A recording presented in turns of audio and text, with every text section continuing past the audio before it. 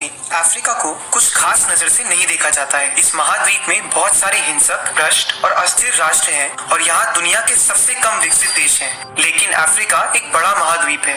Africa में कुल मिलाकर 54 देश हैं और सभी देश अफ्रीका की रेपुटेशन से मेल नहीं खाते हैं। उनमें से एक है रवांडा। किसी भी देश को कंपेयर करने का सबसे आसान तरीका है उसके इंडिकेटर्स कंपेयर करना, और रवांडा के इंडिकेटर्स काफी प्रभावशाली हैं।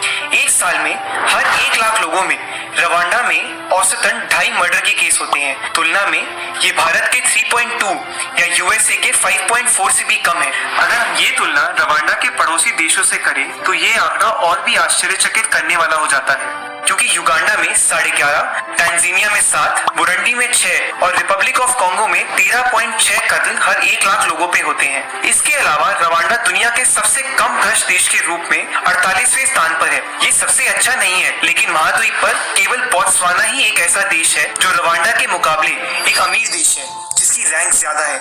रवांडा की लाइफ एक्सपेक्टेंसी या जीवन प्रत्याशा 67 साल की है। ये अफ्रीका में चौथी सबसे अच्छी है। ये 2 देशों के साथ टाइड है और वर्ल्ड एवरेज से थोड़ी ही कम है। ये 67 साल का नंबर बिलीवेबल है, लेकिन कमाल की बात ये है कि केवल 25 साल पहले रवांडा में औसतन 28 साल की लाइफ एक्सपेक्टेंसी ही थी। 25 साल पहले रवांडा इतिहास के सबसे भयानक जीनोसाइड या जनसंहार के बीच में फंसा हुआ था। केवल 100 दिनों में 8 लाख रवांडन्स की जातीय संघर्ष के चलते हत्या कर दी गई थी। मुख्य रूप से टारगेट ग्रुप टुत्सी ने अपनी आबादी का लगभग 75% लॉस देखा। हालांकि समय के साथ देश दूसरे छोर से उभरा, शांति बनी रही और इसने वो स्थान प्राप्त किया जहां वो आज है। रवांडा अब दुनिया की 15वीं सबसे तेजी से बढ़ती इकोनॉमी है, क्योंकि इसकी सरकार ने स्पष्ट रूप से ये मिशन स्थापित किया है कि वो अफ्रीका का सिंगापुर बनना चाहते हैं। पर ये जानने के लिए आपको समझना होगा कि सिंगापुर क्या है। जैसा कि हम सभी जानते हैं, आज से करीब 100 साल पहले ईस्ट एशिया इकोनॉमिकली इतना डेवलप नहीं था जितना कि आज है। कहा जाता है कि 19वीं सदी अंग्रेजों की थी, 20वीं सदी अमेरिकन्स की और अब 21वीं सदी एशियंस की है। ये माना गया है कि हम वर्तमान में उस सदी में हैं जहां एशिया प्रबल होगा और सिंगापुर इसे चलाने वाले मुख्य देशों में से एक होगा। सिंगापुर न केवल एशिया के लिए बल्कि दुनिया के लिए सभी इंडिकेटर्स के टॉप पर बैठता है। ये दुनिया का 58वां सबसे सुरक्षित, तीसरा सबसे अमीर, तीसरा सबसे कम भ्रष्ट और तीसरा लॉन्गेस्ट लिविंग देश है। आज से 60 साल पहले 1960 के दशक में सिंगापुर की इकोनॉमी $700 मिलियन या 5200 करोड़ की थी और आज ये रकम $320 बिलियन यानी कि 24 लाख करोड़ की हो गई है। सिर्फ पिछले 10 सालों में ही सिंगापुर की जीडीपी 2 गुना बढ़ी है। सिंगापुर बहुत कम समय में एक थर्ड वर्ल्ड कंट्री से एक फर्स्ट वर्ल्ड कंट्री में बदल गया है। सिंगापुर देश एशिया का बिजनेस हब होने के लिए प्रेरित है। विश्व की 20 सबसे बड़ी कंपनीज में से 15 सिंगापुर में ऑपरेट करती हैं। सिंगापुर के विकास को देखकर प्रभावित ना होना मुश्किल है। उन्होंने लगभग असंभव को कर दिखाया है। सिंगापुर की इस वृद्धि को हासिल करने के कुछ तरीके की आलोचना भी हुई है। जिस तरह से सिंगापुर को राजनीतिक रूप से चलाया जाता है उसे पैटर्नलिस्टिक के रूप में डिस्क्राइब किया गया है। ये काफी सत्तावादी तो नहीं है, लेकिन कुछ स्वतंत्रता की कमी है। सिंगापुर जिन कुछ संकेतों यानी इंडिकेटर्स में सबसे ऊपर नहीं है, उनमें से एक है डेमोक्रेसी इंडेक्स। इसका स्कोर 10 में से 6.38 दिया गया है, जो कि सिंगापुर को दुनिया में 66वें स्थान पर ला छोड़ता है और इसलिए इसे फ्लॉड डेमोक्रेसी या खराब लोकतंत्र के ग्रुप में शामिल किया जाता है। इस पैटर्नलिस्टिक सोसाइटी में च्युइंग गम चबाने जैसी छोटी चीज से लेकर प्रोटेस्ट करने, प्रेस, फ्रीडम ऑफ स्पीच जैसी जरूरी अधिकारों पर भी रोक है। समर्थकों की सुने तो परिणाम देख सकते हैं। इस देश ने इकोनॉमिकली इतनी तरक्की समृद्धि को स्वतंत्रता के ऊपर रखकर की है और अब इसे बाकी देश भी सराह रहे हैं। अब रवांडा ने ये सब ध्यान से देखा।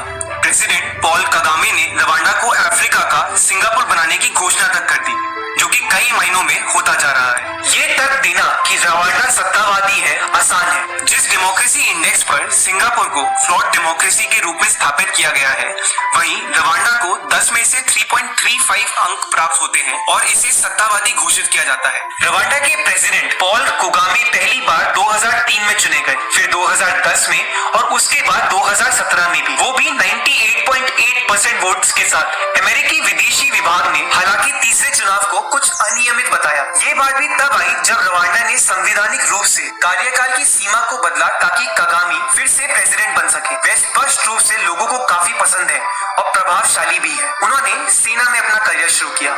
युगांडा, रवांडा और डीआरसी की दमनकारी सरकारों को विफल करने में एक बहुत बड़ी भूमिका निभाई और कगामे को अब तक के सबसे सक्षम और सफल जनरल का खिताब भी दिया जा चुका है। वो हर तरीके से एक मिलिट्री जीनियस है और अपने लड़ाई के दिनों से उन्होंने रवांडा को अराजकता से उभर के शांति और समृद्धि में लाया है। लेकिन एक राजनीतिक नेता के रूप में वे खुद अभी भी ऑप्रेसिव या फिर दमनकारी हैं। सिंगापुर की तरह रवांडा में भी फ्रीडम ऑफ स्पीच, विधानसभा और प्रेस की स्वतंत्रता पर गंभीर सीमाएं हैं। यहाँ तक कि कगामे पर अपने राजनीतिक विरोधियों की हत्या का समर्थन करने या व्यवस्था करने का भी आरोप है। देखा जाए तो रवांडा और सिंगापुर में काफी समानताएं हैं। सिंगापुर की बात करें तो बिजनेस हब के रूप में इसकी सफलता के 3 कारण हो सकते हैं: ज्योग्राफिक सेंट्रलिटी या भौगोलिक केंद्रीयता, पॉलिटिकल स्टेबिलिटी या राजनीतिक स्थिरता और ईज ऑफ डूइंग बिजनेस यानी बिजनेस करने में सरलता। और कगामे अपने मिशन में रवांडा के इन्हीं 3 हिस्सों को सुधारने के लिए काम कर रहे हैं। पहले फैक्टर के लिए सिंगापुर दुनिया के बीचों बीच आता है। सिंगापुर से 8 घंटे या कम की फ्लाइट में एक इंसान मिडिल ईस्ट के यूएई और कतर, पूरे भारत, पूरे ईस्ट एशिया के मेजर बिजनेस हब्स और पूरे ऑस्ट्रेलिया के मेजर बिजनेस हब्स तक पहुंच सकता है। इस बीच रवांडा अफ्रीका के भौगोलिक केंद्र से केवल 600 मील या 950 किलोमीटर दूरी पर है।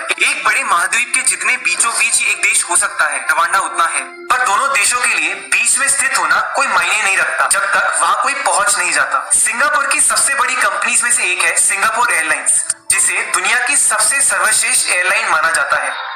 इस एयरलाइन के कारण ही एक इंसान सिंगापुर से 5 अलग अलग महाद्वीपों में कुछ ही घंटों में पहुंच सकता है। शहर को एक बिजनेस हब के रूप में स्थापित करने के लिए ग्लोबली कंपेटिटिव एयरलाइन होने के महत्व को कम आंकना नहीं चाहिए। ये कहना आसान है कि दूसरे बिजनेस हब जैसे कि दुबई और दोहा भी अपनी एयरलाइंस के बिना आज जितने प्रभावशाली हैं शायद उतने नहीं होते। और रवांडा ने इस बात को साफ तौर पे देखा है और समझा भी है। रवांडा की नेशनल एयरलाइन रवांड एयर, जो कि गवर्नमेंट द्वारा स्थापित की गई है, वो एक छोटी सी एयरलाइन से शुरू होकर जिनके पास कुछ रीजनल विमान थे, आज एक बड़ी इंटरनेशनल एयरलाइन के रूप में सामने आ चुकी है और अब कई नई विमानों को उड़ाती है। अब ये अफ्रीका के चारों ओर उड़ते हैं और दुबई, ब्रसेल्स और लंदन के लिए उड़ान भरते हैं और यहाँ तक कि ग्वांगझोउ चाइना और न्यूयॉर्क दोनों के लिए भी वन स्टॉप सेवा शुरू करने की तैयारी भी कर रहे हैं। हालांकि ये एयरलाइन इथियोपियन एयरलाइंस और साउथ अफ्रीका एयरवेज, जो महाद्वीप के कुछ सबसे बड़ी एयरलाइंस हैं, उनके स्तर पर नहीं है, लेकिन ये रवांडा को दुनिया से जोड़ने के लिए प्रभावी रूप से अपना काम कर रही है।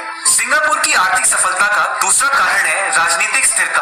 वर्ल्ड बैंक देशों को राजनीतिक स्थिरता और आतंक और हिंसा के ना होने के आधार पर अंक देता है और इस फील्ड में सिंगापुर 99th परसेंटाइल पर आता है, जो कि दुनिया के लगभग सभी देशों में सबसे अच्छा है। ये एक बड़ा कारण है कि कोई भी सीईओ हांगकांग के बजाय सिंगापुर में एशिया हब बनाना चाहता है, क्योंकि हांगकांग राजनीतिक स्थिरता पर 75 परसेंटाइल स्कोर करता है और ये नीचे की ओर बढ़ रहा है। सभी ऐसे देश में व्यापार चलाना चाहते हैं जहाँ की राजनीतिक स्थिति जल्दी नहीं बदलेगी, क्योंकि बदलते बाहरी वातावरण के साथ बहुत सारी लागतें जुड़ी होती हैं।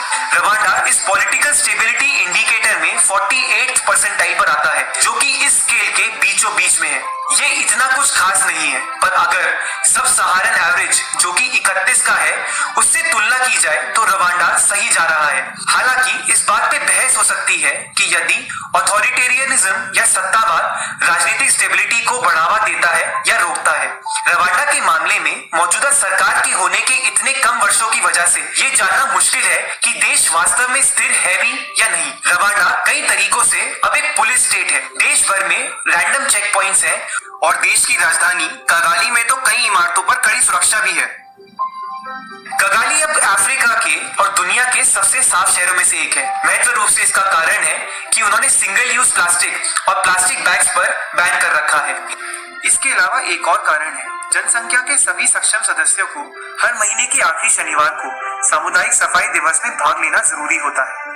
एक रिपोर्ट के मुताबिक रवांडा में कई लोगों को अनडिजायरेबल्स घोषित करके उन्हें डिटेंशन में भी भेजा जाता है। ये बताना मुश्किल है कि क्या वाकई में ये देश स्थिर है या फिर अस्थायी डर की वजह से ये हालत है। 2000 के बाद से रवांडा ने सत्ता परिवर्तन का अनुभव नहीं किया है। कोई भी वास्तव में नहीं जानता कि कगामे के जाने के बाद देश सही रास्ते पर जारी रह सकता है या नहीं। उन्होंने खुद भी ये कहा था कि अगर उन्होंने 2017 तक उत्तराधिकारी नहीं बनाया तो इसका मतलब है कि मैंने रवांडा को मेरे जाने के बाद के लिए सक्षम नहीं किया है। मैं इसे मेरी विफलता के रूप में देखता हूँ। उस बात को 3 साल हो गए हैं और कगामे अभी भी सत्ता में है और उनके जाने के कोई लक्षण नहीं नजर आ रहे हैं। इन बातों के बावजूद रवांडा की बिजनेसेस को काफी पसंद है।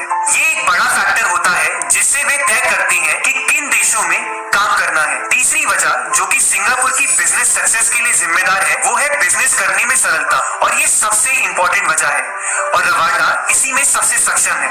ये एक बहुत बड़ा फैक्टर है और इसे वर्ल्ड बैंक एक प्रसिद्ध इंडिकेटर्स के साथ ट्रैक करता है, वह है ease of doing business index. ये 10 फैक्टर्स को देखता है: बिजनेस शुरू करने में सरलता, कंस्ट्रक्शन परमिट से निपटना, बिजली प्राप्त करना, प्रॉपर्टी रजिस्टर करना, क्रेडिट प्राप्त करना, माइनॉरिटी इन्वेस्टर्स की रक्षा करना, टैक्स पे करना, सीमाओं के पार व्यापार करना, कॉन्ट्रैक्ट्स को लागू करना और इंसॉल्वेंसी को रिजॉल्व करना। सिंगापुर न्यूजीलैंड के बाद दुनिया में दूसरे नंबर पर है और उसके बाद डेनमार्क, हांगकांग और साउथ कोरिया है। इस बीच रवांडा 29वें रैंक पर स्कोर करता है। ये अपने आप में एक बहुत प्रभावशाली स्कोर है, लेकिन ये और भी प्रभावशाली है जब ये विचार किया जाता है कि बाकी महाद्वीप कैसे रैंक करता है। रवांडा बाकी मेनलैंड अफ्रीका देशों से सबसे हाईएस्ट रैंक पे है। सबसे नजदीकी अफ्रीकी देश मोरक्को 60वें नंबर पर है और साथ ही साथ नीदरलैंड, स्विट्जरलैंड और जापान जैसे विकसित देश भी रवांडा से कम रैंक पर है। इसे प्राप्त करने के लिए रवांडा ने बहुत सारे इकोनॉमिक और लेजिस्लेटिव सुधार किए हैं ताकि एक बिजनेस फ्रेंडली वातावरण बने। वे सॉफ्ट और हार्ड इंफ्रास्ट्रक्चर दोनों के निर्माण पर भी ध्यान देते आ रहे हैं। सरकार ने निजी निवेशकों के साथ मिलकर $300 मिलियन यानी लगभग 2200 करोड़ रुपए का एक विशाल कन्वेंशन सेंटर बनाया है और साथ ही एक 5 स्टार रेडिसन ब्लू होटल भी बनाया है ताकि कन्वेंशन मार्केट आकर्षित हो। इसके साथ ही सड़कों और हवाई अड्डों का भी निर्माण हुआ है। हम कह सकते हैं कि रवांडा कंट्री में इंटरनेशनल इन्वेस्टमेंट के लिए खोज पर निकला हुआ है और अभी तक उसे सफलता मिली है। 2005 में विदेश से $10.5 मिलियन यानी 80 करोड़ रुपए इन्वेस्ट हुए थे। 2017 में ये आंकड़ा $293 मिलियन यानी 2200 करोड़ रुपए था। साफ सी बात है, रवांडा के हित में काफी चीजें काम कर रही हैं। ये साफ है, सुरक्षित है और आर्थिक तौर पे बढ़ रहा है। एक देश को और क्या चाहिए? मगर दुनिया भर से कुछ संगीन सवाल उठते हैं। उन्हें शक है कि क्या रवांडा का विकास नैतिक, सस्टेनेबल, दोहराने लायक या फिर वास्तविक भी है कि नहीं। रवांडा ने जिस तरह से अपनी मौजूदा स्थिरता और विकास हासिल किया है, उस वजह से कुछ बाहरी ऑब्जर्वर्स ने उसकी निंदा भी की है।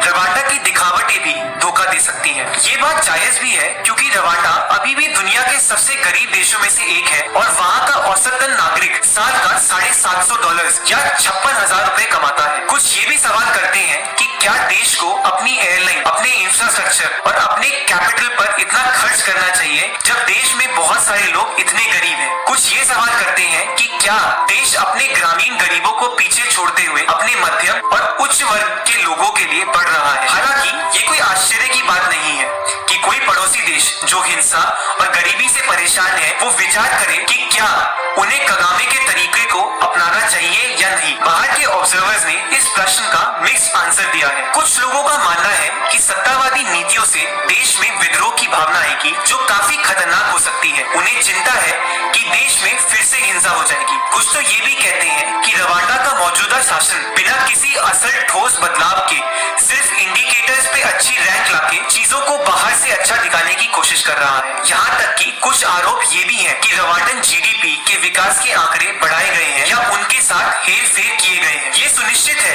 कि रवांडा काफी तरक्की कर रहा है, लेकिन क्या ये वास्तव में इतनी ज्यादा है? आर्थिक विकास का कोई एक तरीका नहीं होता। ये बात कि अमेरिका 20वीं सदी का सुपर पावर बन गया है और चाइना 21वीं सदी का सुपर पावर बन रहा है, यही काफी चीजें साबित कर देता है। लोकतांत्रिक राज्य भी बढ़ते हैं और निरंकुश राज्य भी बढ़ते हैं। चाहे दोनों अलग अलग तरीकों से बढ़े, पर सफलता दोनों पहलुओं में प्राप्त होती है। जहाँ बाहरी ऑब्जर्वर्स को जवाब देने में परेशानी आती है वो है रवांडा का विकास सच में प्रशंसा के लायक है, इस बात को ध्यान में रखते हुए कि उसे कैसे पाया गया है। क्या कुछ बुरी चीजों को कुछ अच्छी चीजों के लिए एक्सचेंज करा जा सकता है? आखिरकार इस सवाल का जवाब सिर्फ रवांडा के देशवासी ही देंगे। अगर रवांडा सचमुच अपने देशवासियों के लिए काम कर रहा है तो उनका काम काफी काबिले तारीफ है। इस बात को साबित होने में काफी अगर आते हैं, जैसे कि अगर रवांडा का विकास टिकाऊ है और अगर रवांडा की राजनीति स्थिर है और अगर रवांडा की इन्वेस्टमेंट्स रंग लाती हैं और अगर बिजनेस रवांडा पे ध्यान देते हैं तो काफी अच्छा चांस है कि रवांडा अफ्रीका का सिंगापुर बन जाए।